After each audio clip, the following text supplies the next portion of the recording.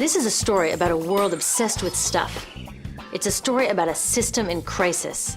We're trashing the planet, we're trashing each other, and we're not even having fun.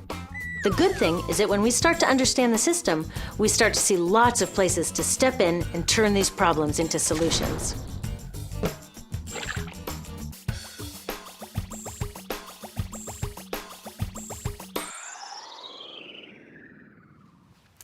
One of the problems with trying to use less stuff is that sometimes we feel like we really need it.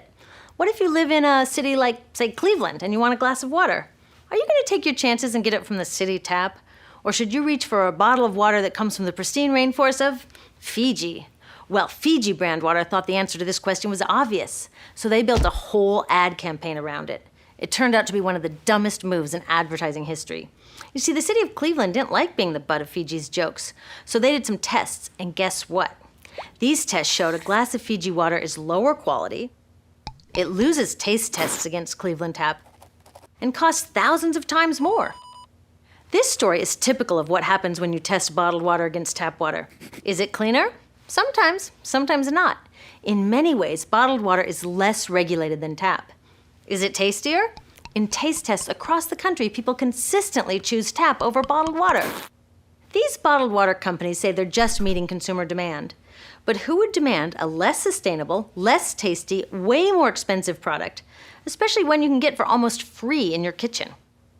Bottled water costs about 2,000 times more than tap water. Can you imagine paying 2,000 times the price of anything else? How about a $10,000 sandwich? Yet people in the US buy more than 500 million bottles of water every week. That is enough to circle the globe more than 5 times. How did this come to be?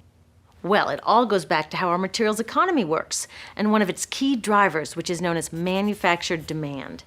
If companies want to keep growing, they have to keep selling more and more stuff. In the 1970s, giant soft drink companies got worried as they saw their growth projections starting to level off. There's only so much soda a person can drink. Plus, it wouldn't be long before people began realizing that soda is not that healthy and turned back to, gasp, drinking tap water.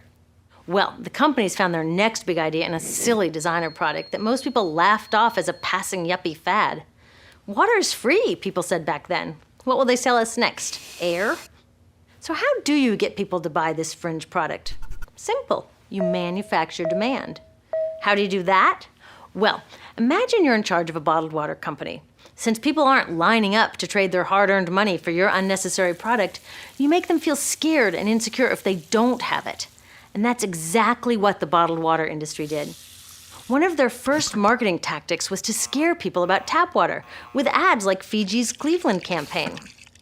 When we're done, one top water executive said, tap water will be relegated to showers and washing dishes.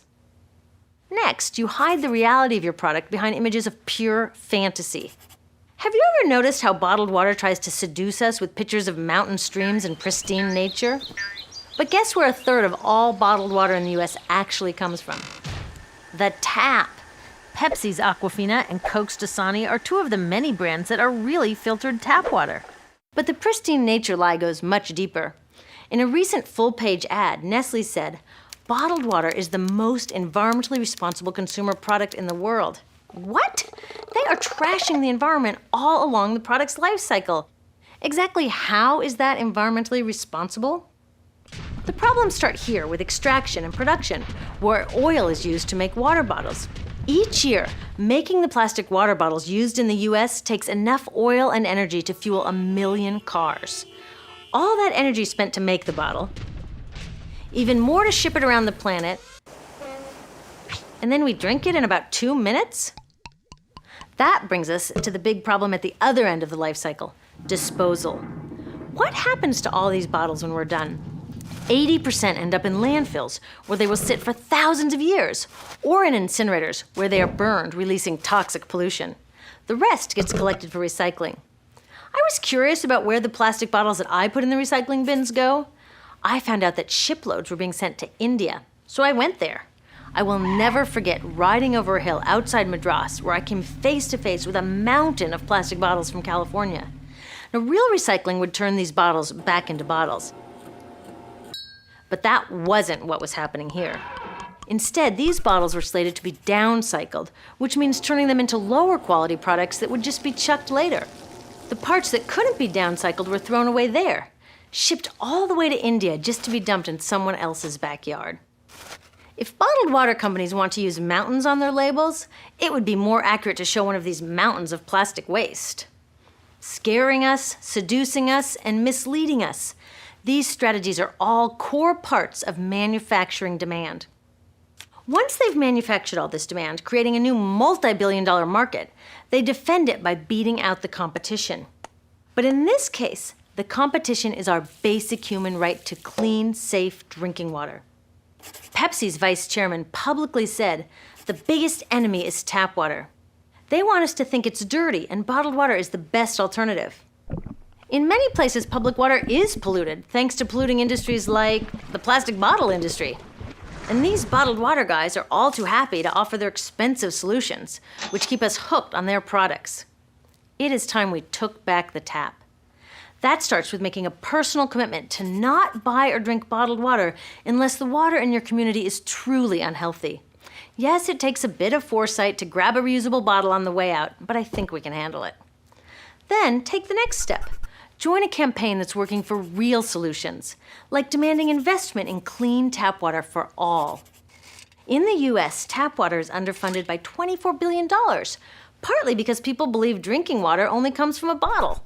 Around the world, 1 billion people don't have access to clean water right now.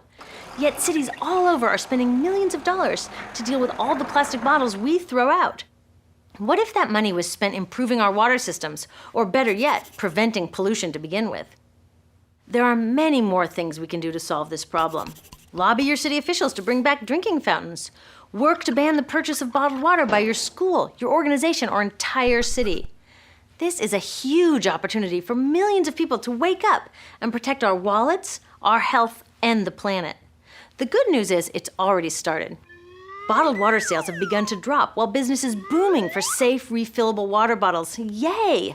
Restaurants are proudly serving tap, and people are choosing to pocket the hundreds or thousands of dollars they would otherwise be wasting on bottled water.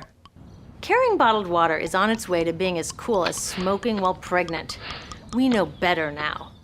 The bottled water industry is getting worried because the jig is up. We are not buying into their manufactured demand anymore. We will choose our own demands, thank you very much, and we're demanding clean, safe water for all.